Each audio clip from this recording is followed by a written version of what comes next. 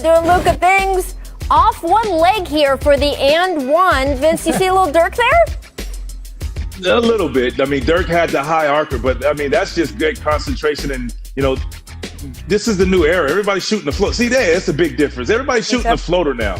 Yeah, everybody's shooting the floater now. That's just, he hit the floater for the winner. That's just what he does. Now, look, I know this is definitely Dirk's move, but I also saw quite a few guys learn this over the time. Vince, I saw you shoot a lot of these little one-leg threes and stuff. It was at times pretty remarkable. But for Luka, we've seen this from Luka. Like, Luka's going to get, I think the step back is Luka thing. Like, that's step back is his most effective thing. But in Dallas, they actually have a shadow of Dirk hitting the one-legged floater in the court, actually on the wood. Yeah.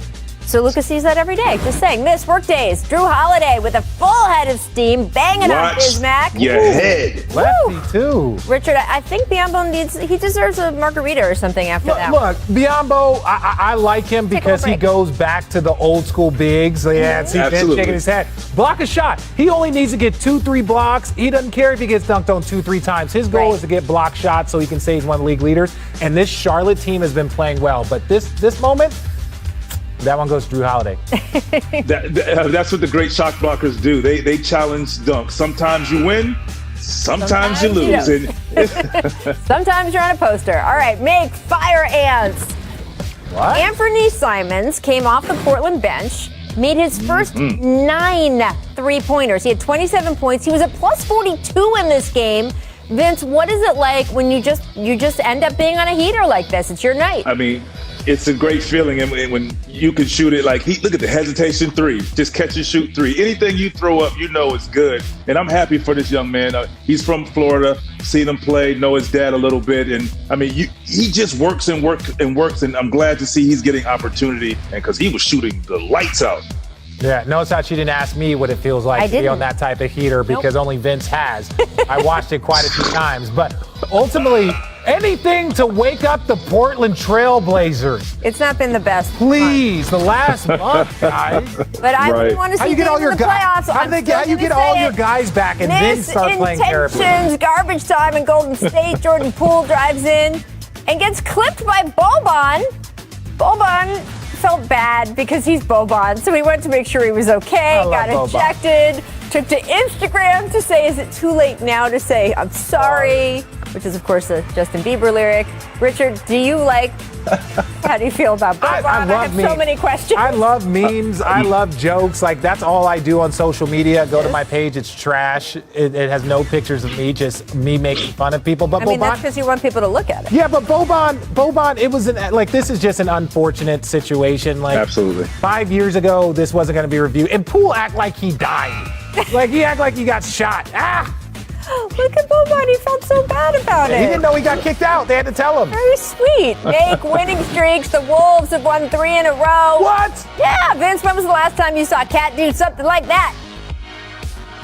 That's true. This is the first time. I didn't know he had all that with him. I mean, he kind of reminds me of the Rain Man a little bit. Little KG, little Amari Stoudemire. Like, big man with hops. I like it, man. Yeah, I said kind of reminds me, RJ. Okay. I saw your face. I'm expecting Timberwolves fans to be running out of the like the Knicks fans running out of the Garden after they won 3 in a row. I'm sorry. It has been an awful year for that team. Karl Anthony Towns has had the worst year and change of anyone in the NBA. Wait.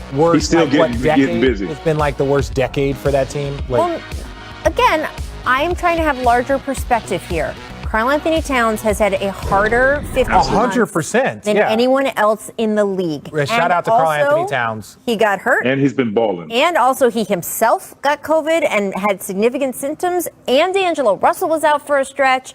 I'm giving the Timberwolves a pass on everything this season, and I hope that they get some rhythm so they can get into next season and be the team that they want to be. Because I'm like Boban, Richard. I'm RJ. nice.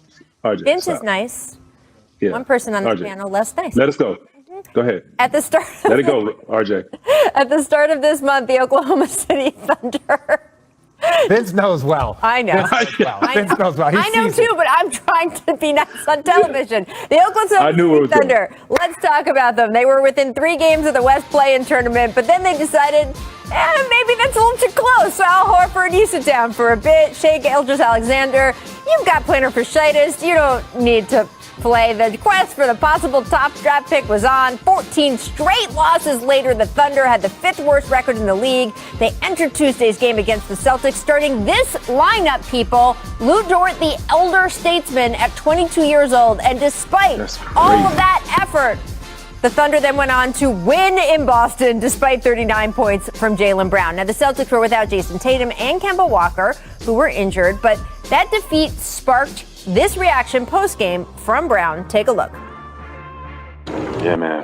We got to play with more of a sense of urgency. Tonight, I feel like we didn't have the sense of urgency that we needed across the board. And a team that has some young, talented players came ready to play. And we got beat. We got to come and have some pride and play with some urgency. I didn't think tonight was the night we played with urgency, especially after a tough a game against Charlotte 2 days ago where we got kicked. The Celtics are now even with the Heat for 6th in the East. The Boston does own the tiebreaker for now with 2 games versus Miami left, though.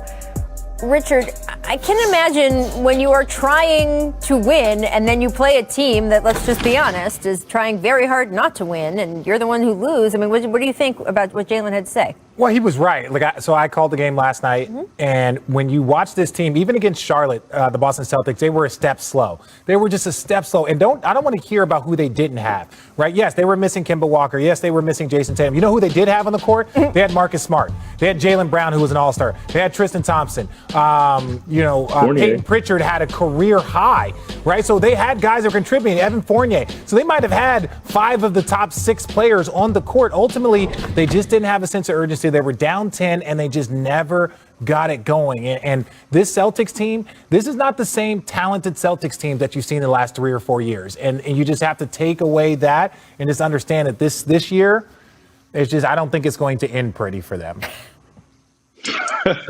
I tell you, Jaylen Brown is right. They didn't bring it, and I was concerned with them earlier in the year, and I really felt they were going to be a top 4 team just with all the talent that they had on the team, and then they're sitting in 8th spot. I'm like, oh no. Then you give them a pass because you say they're missing their heartbeat. Who's their heartbeat? Marcus Smart. Marcus Smart comes back. All of a sudden they take off and they're in 6th place.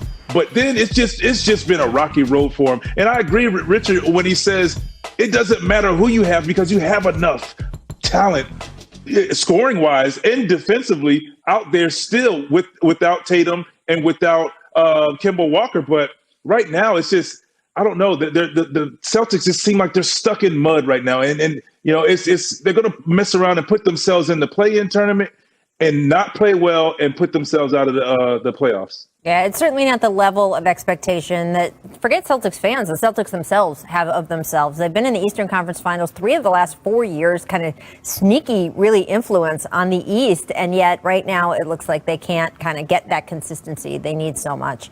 All right, guys, coming up, I'm excited about this. Actor, producer, NBA celebrity game veteran Michael B. Jordan's going to pop in. He's going to talk about his new project. The one thing he would change in the NBA. What? I just asked if that was a mock turtleneck.